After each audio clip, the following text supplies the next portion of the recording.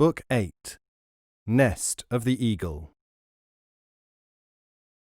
As to fanaticism, well, if we in England found a foreign army, for no reason that we knew of, invading our country and blowing up our homes and public buildings, etc., I fancy we would do our best to wipe them out, and call ourselves patriots, not fanatics.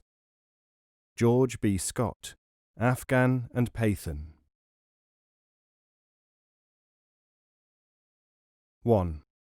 158 and volunteering. Eagle's Nest, the Buddhist Monastery, Pagman Mountains, June 19th. Colonel Slavsky's abrupt treatment of helicopter ground support meant that General Zaitsev had taken his pilots off standby. It was some time before the scouters came over the Pagman foothills looking for the Kush band, Battle Group Whirlwind.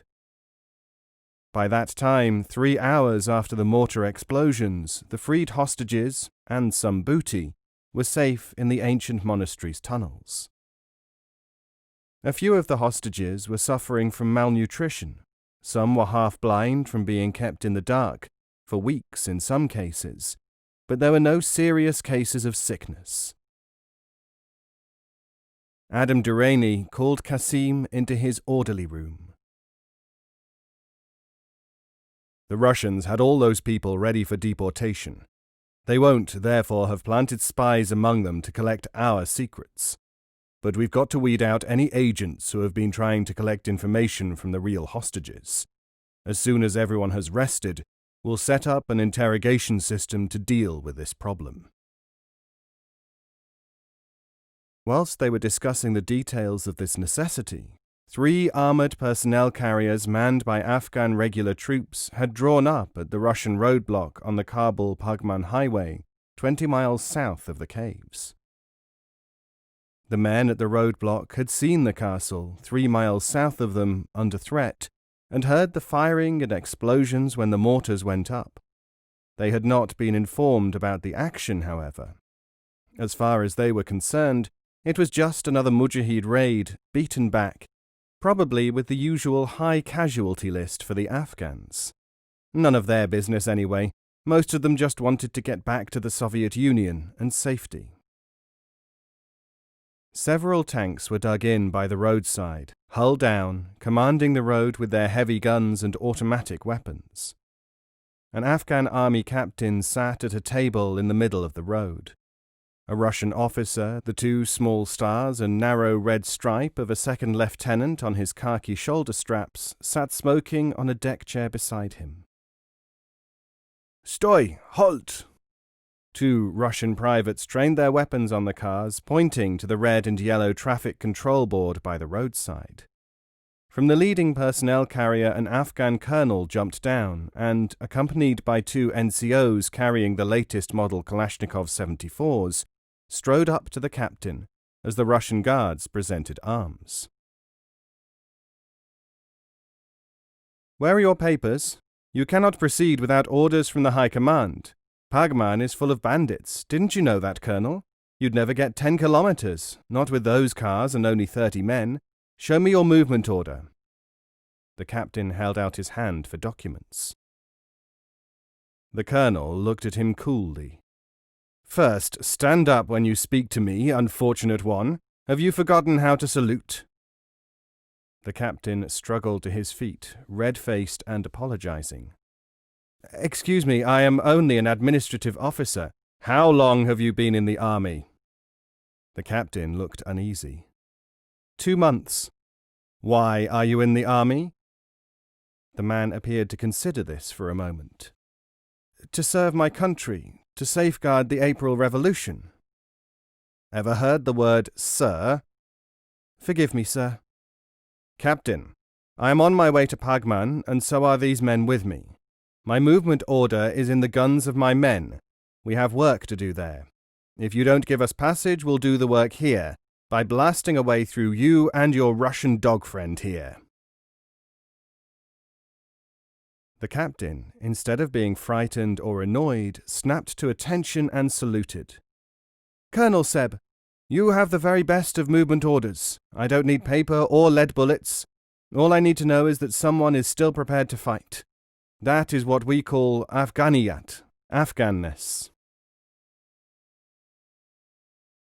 Just pretend to show me papers and I'll let you through. These Russians don't understand a word of what we're saying.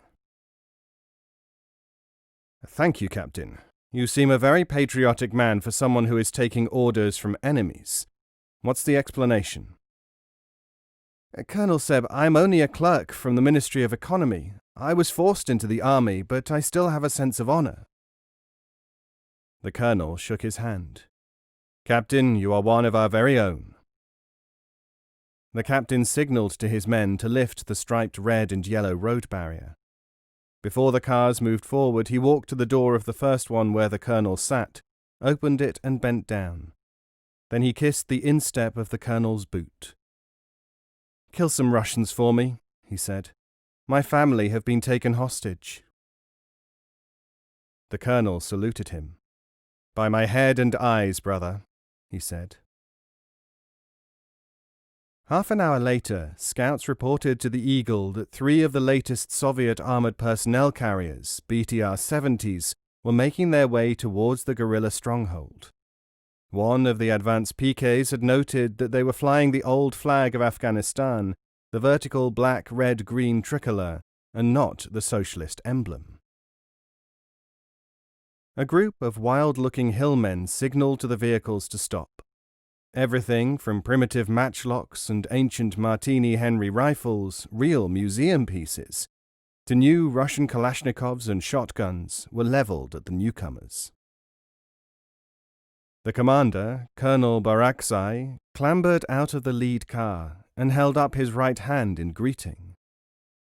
Uruzgani, a wizened warrior with a rocket launcher over his shoulder, who was known as Tonkor, the tank eater, moved towards him, levelling his weapon. At that range, 2 or 3 yards, it was extremely dangerous.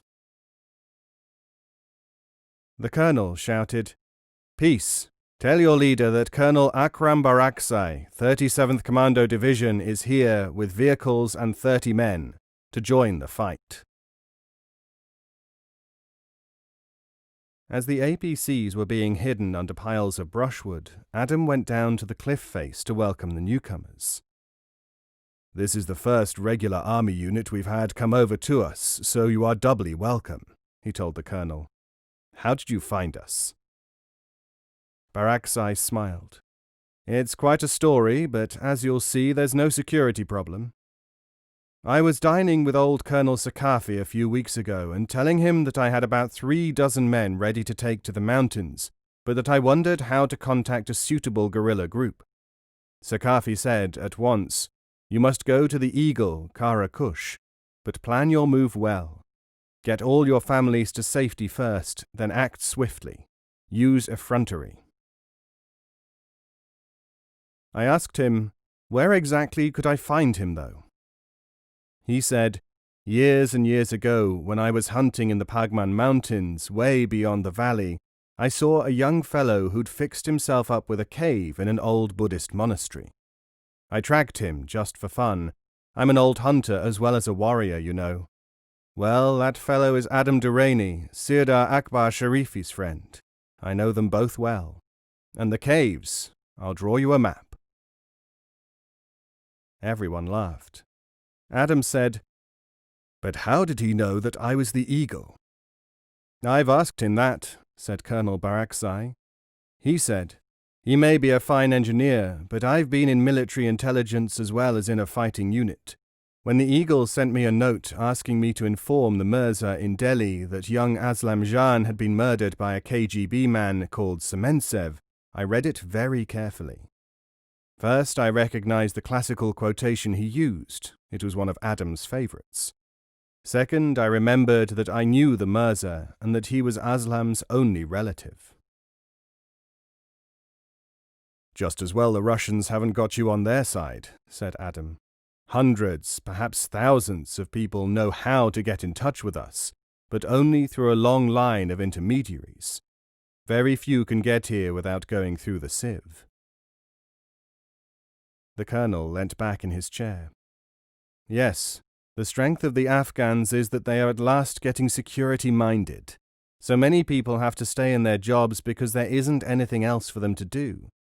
If they take to the mountains, their families suffer. If they don't, they can always do their bit by helping the resistance. Even under the occupation, this gives some spice to life. Colonel, I am working on two main concepts, Adam said. The first is that we must have a lot of exploits, punishing the Russians and showing that everyone can do something, that even a small force can hurt. Yes, Adam, keep up morale and hit the enemy. Excellent military principles. But we have to do more, you know. Organize, unify, prepare to drive the invader out. The colonel's eyes were blazing, his Pashtun blood stirred. Adam laid a hand on his arm. Yes, all that. But we have to do it the Afghan way. Use the character of the people and the nature of the terrain and our history. At the moment, everyone is fighting his own war, large and small bands scattered through the whole country. If we form large armies, the Russians will wipe them out, or else they will not be able to operate in rugged terrain without being destroyed from the air. Small bands, guerrilla actions. And the key to success here is in two principles: information and cooperation. I agree with everything you say, the colonel said. We can get high-grade information from the KHAD, the secret police even. But do you get cooperation from other bands? Yes, we do, Colonel. In fact, only last week we were attacking a Russian transport section when another group approached and helped us out. There was only one problem there. And that was? They wanted to do it by themselves. You see, for the size of the convoy, either of us could have dealt with it. We'd both got the same tip-off from the Afghan logistics people. Duplication of effort. Adam, what you need is centralized information, not centralized command. Then you can share the operations out. Exactly. I think I can help you there. If you like, I'll work out a plan for Pan-Afghan intelligence and operational liaison. That's just what we need. And in the meantime, let's start with the problem which Kasim and I were puzzling over when you arrived. You can help us there, too. Glad to. What is it? Screening the hostages, to sift out any informers among them. The prisoners we've just rescued from Slavsky's castle. And you can train one of my men in interrogation methods. Kasim would be good. The colonel was pleased. Great, Adam. Soon as you like. Fine. Have some food, and then you and Kasim can begin. We haven't had time to check the hostages at all, except to see whether anyone is injured or ill. Half an hour later, the interrogation began. Kasim watched as the first batch, all men who were volunteering to join the Mujahideen, were brought in one by one. It seemed to him that the colonel's methods were altogether too gentle. He had expected interrogation to involve, well, bullying at least. But Colonel Barakzai had told him, simply observe and learn. A beefy, beetle-browed man in his early 30s, well-developed physically, with an intelligent face, stepped forward. Abdullah Wadaki, from Kabul province. Welcome, Mr. Wadaki. You look as though you have seen some military service. You hold yourself well. I have been an officer in the Kabul Fire Brigade. Excellent. For long, and how recently? For 5 years, and until 3 months ago. That must be very interesting. How many of the new fire engines have you got there? 9, sir. I heard that you had 3 of the large water tankers, too. That's right. Where is the central fire station in Kabul again? In the compound of Kabul Police Headquarters. Did you find that it was easier to deal with fires quickly after automatic telephone dialing came in? Oh yes, very much easier. I thought so. There was a fire near my house, in the microrayon block, the modern one at Nadir Shah Mena, you know. The people there were nearly all foreigners, so they didn't know what to do. I found a distraught woman at my door saying, "My apartment is in flames. What number do I dial to phone the fire brigade?" Of course, I was able to tell her it was 777, and your people were there in no time at all. Do you remember that fire? It was about 2 years ago. People called Martin, I believe. Yes, I think I do. I am not quite sure, though. What time of year was it? Autumn. I may have been on leave then. I went to Europe for training. Eastern Europe? Yes, Hungary. Terrible place. Communist persecution, tyranny everywhere. The colonel smiled and continued in his conversational tone. Well, Mr. Wadaki, we have your particulars. Please step outside and I'll make arrangements for you. The man bowed and went out of the room. Colonel Baraksai looked at Kasim. What did you think? I don't know. He sounds all right. Kasim, you haven't done any intelligence work, have you? What's your background? University of Wyoming, through its program with the Afghan Institute of Technology, Kabul, sir. I see. Well, listen. The central fire station is in the middle of Kabul, near the Ministry of Mines. Did you know that? No, I thought it was where he said it was. So do lots of other people, but not firemen. It was moved from police headquarters some time ago. So he's a phony. Let's say for the moment that he's not a fireman. He thinks you dial 777 for fire, but it's actually 13. Did he get anything right at all? The number of new fire engines, and that's all. He agreed that they had 3 new water tankers. Actually, they have 4. Kasim scratched his head. But if he is a plant, why didn't they train him better? Because, my dear friend, you can fill a man full of facts to make him seem plausible, but you cannot make sure that he will remember them all, especially under stress. And you can't be sure exactly what facts he will be asked. When you have a job, there are thousands upon thousands of little details that you absorb and remember. You can't program all that into a spy. But, Colonel, what about all the agents who are trained especially to fool interrogators? Baraksai laughed. You've been reading too many spy novels, Kasim. The fact is that cover stories only work, in general, when the interrogator has less first-hand knowledge than the subject. What's going to happen to Mr. Wadaki, or whoever he is? He'll have to go before a resistance court. It's up to them. But bear in mind that if they let him go, he may have gathered information which could be useful to the enemy. The questioning went on. Where is your work? I'm a fur tailor. Where is Faryadi's fur atelier? In Shah-e-Nau, the new city, opposite the Pakistan embassy. Where are you from? Jalalabad. I am an archaeologist. How interesting. Tell me what the Jalalabad fish porch is. It's the unique stucco mosaic scene of the Buddha meeting the god of the Nagas. What's its importance? Considered to be one of the most important pieces of ancient Buddhist art ever found. I am from Kandahar. Work? Restaurant hand. What restaurant? Salimi's. Did you ever work at the booking desk? Yes. What is their telephone number? Kandahar 3455.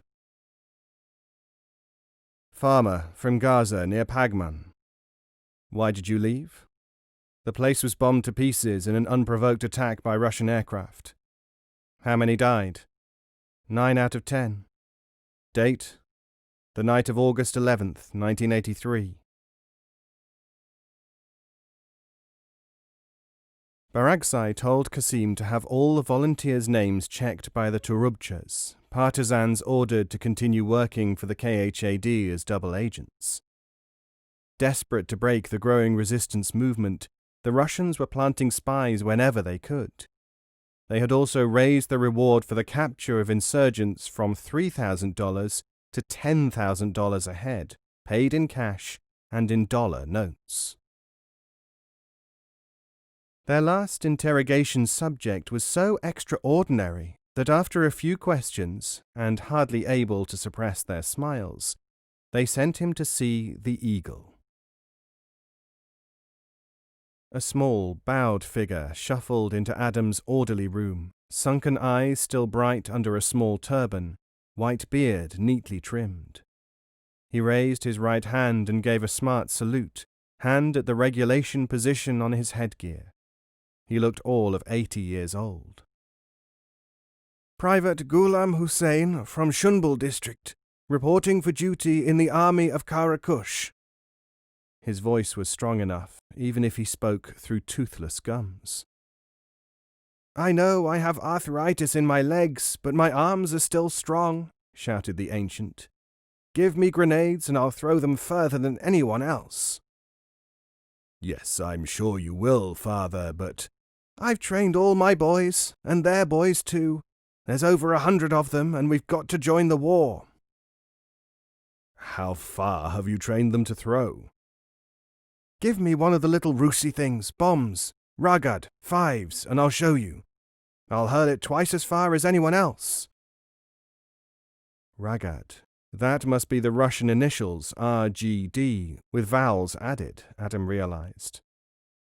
He went into one of the adjoining caves and came back with a Russian RGD.